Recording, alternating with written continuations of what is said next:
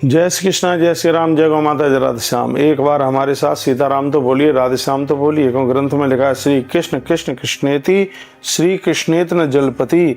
यदि कोई भगवान का नाम नहीं लेता, सामने वाला बोल रहा है और हम नाम उच्चारण नहीं करते, तो पतताम सतखंडा तू सा जिब्या रोग रूपिणी। कहा जाता है ऐसी तो जिब्या के टुकड़े टुकड़े हो जाएं। आपको पता है एक बार भगवान का नाम लेने से 10-10 यज्ञ करने का फल प्राप्त हो जाता है। हम आपसे वीडियो में कोई बात करते हैं तो सबसे पहले हम आपसे राम राम बुलवाते हैं। बोलो एक बार हमारे संग, जय श्री कृष्णा, जय श्री राम, जय गौ माता, जय राधे श्याम। इस वीडियो में हम चर्चा कर रहे हैं कि प्रदक्षिणा की कितनी बड़ी महिमा है, कौन से देवता की हमें कितनी परिक्रमा करनी चाहिए, ये सुन लीजिए। तो कहा जाता है यानी कानि च पापानि जन्मांतर कृतानि च तानि तानि प्रयक्षन्ति प्रदक्षिणाम पदे पदे। परिक्रमा करते समय पाम पाम रखते रखते यज्ञ करने का फल प्राप्त होता है। भागवत में कथा आती है, सुखिया मालिनी रोज नंद भवन की परिक्रमा करने को आती थी। एक दिन भगवान उसकी टोकरी के पास पहुंच गए और उसने टोकरी के सब फल भगवान को दे दिए। भगवान के एक दाने के द्वारा टोकरा रत्नों से भर गया। परमात्मा की एक कृपा भी हो जाएगी, एक बार कृपा हो जाएगी तो हमारा जीवन आनंद के रत्नों से भर जाएगा। तो कौन से देवता की कितनी परिक्रमा करें? हम भगवान गणेश जी से आरंभ करते हैं। भगवान गणेश, भगवान गजानन बहुत अद्भुत देवता हैं। गणेश जी की 3 परिक्रमा लगाई जाती है। गणेश जी के मंदिर में आप गए हैं, 3 परिक्रमा लगाइए, अंदर से बाहर से कहीं से भी 3 प्रदक्षिणा भगवान गणेश जी की लगाइए। इससे त्रिविध ताप समाप्त हो जाते हैं। अध्यात्म, आदिदैविक और आदि भौतिक गणेश जी की 3 परिक्रमा लगाई जाती हैं। आप माँ दुर्गा भवानी के मंदिर में गए हैं तो माता रानी की 1 परिक्रमा लगाई जाती है। और परिक्रमा करते समय गुरु मंत्र का जप करें, कीर्तन करें। कीर्तन की बहुत बड़ी महिमा है। कहा जाता है श्री कृष्ण कीर्तनाथ धत धर्म तप्तम हिमय था। आप कोई भी कृष्ण राम जो भी देवी देवता किसी का भी नाम आप लेते हैं, प्रिय तत्पम सोपनापनोति अंत्य श्री कृष्ण कीर्तनाथ। कहा जाता है कि भगवान का जब कोई कीर्तन करता है तो उसे कभी प्रेत योनि में नहीं जाना पड़ता। भगवान के कीर्तन की इतनी बड़ी महिमा है। तो परिक्रमा करते समय कीर्तन कीजिए। तो माँ दुर्गा का आप मंदिर में दर्शन करने के बाद परिक्रमा कर रहे हैं तो 1 परिक्रमा लगानी चाहिए। अब सूर्य भगवान की परिक्रमा, आप सूर्य मंदिर गए हैं तो सूर्य भगवान की 7 परिक्रमा लगाई जाती हैं।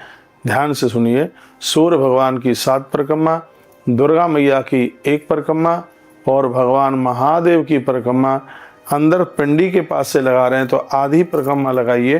क्योंकि जलेरी को नहीं लांगा जाता, जहाँ पानी गिरता है उसको लांगा नहीं जाता। अब मंदिर के बाहर से आप परिक्रमा कर रहे हैं, भगवान महादेव की मंदिर के बाहर से परिक्रमा कर रहे हैं। यदि अंदर मंदिर का निकलता हुआ पानी, यदि नाली खुली नहीं है, बंद है, तो शंकर जी की 11 परिक्रमा लगाइए मंदिर के बाहर से। और यदि मंदिर के बाहर भी नाली खुली दिखाई देती है, अंदर का पानी आपको बाहर निकलता हुआ दिखाई देता है, तो वहाँ आप 1 परिक्रमा नहीं लगा सकते, वहाँ फिर आपको आधी ही लगानी पड़ेगी। क्योंकि भगवान शंकर का अभिषेक का जो जल है उसको बिल्कुल लांगा नहीं जाता। ये हमने आपको महादेव की बात करी। अब बात आती है भगवान प्रभु राम की, भगवान प्रभु कृष्ण की, ये बातें आती हैं। भगवान विष्णु से संबंध जो भी अवतार हैं, भगवान नारायण की परिक्रमा 4 परिक्रमा लगाने की बात कही गई है। जैसे आप बद्रीनाथ के मंदिर जाते हैं, आप द्वारकाधीश के मंदिर जाते हैं, आप बांके बिहारी जी के मंदिर जाते हैं, 1 परिक्रमा लगा लोगे तो कोई दोष नहीं है। भीड़ इतनी होती है कि एक ही मुश्किल होता है। मैं ये कह रहा हूँ कि इसमें 4 परिक्रमा लगाने से पूर्णता होती है। 1 भी लगा लोगे तो ठीक है, कोई ऐसी बात नहीं है। यदि 4 परिक्रमा लग जाएं तो 4 परिक्रमा की बहुत बड़ी पूर्णता है। तो मैंने इस वीडियो के माध्यम से कौन से देवता की कितनी परिक्रमा लगानी चाहिए वह हमने आपको बोला। प्रातः सैया त्यागते समय भगवान का नाम लीजिएगा, परिक्रमा लगाइए। भगवान की परिक्रमा लगाने से होता क्या है, प्रभु का नाम लेने से होता क्या? लिखा सर्वान कामान वापनोति समृतः परमाम गतिम। जिंदे हैं तब तक सारे काम बनते हैं और मृत्यु के तत्पश्चात परमाम गति, उन्हें मोक्ष, उन्हें मुक्ति की प्राप्ति होती है। इसलिए लोग परिक्रमा करते हैं। चाहे वह परिक्रमा वृंदावन की 84 कोस कर रहे हैं, चाहे चित्रकूट की परिक्रमा कर रहे हैं, चाहे गोवर्धन की परिक्रमा कर रहे हैं, चाहे नैमिषारण्य की परिक्रमा कर रहे हैं, चाहे काशी की परिक्रमा कर रहे हैं, उज्जैन में 84 महादेव मंदिर की परिक्रमा कर रहे हैं। तो इस परिक्रमा का बहुत बड़ा महत्व है। अगली वीडियो में हम चर्चा करेंगे कि उज्जैन के 84 मंदिरों के दर्शन करने का कितना बड़ा महत्व है।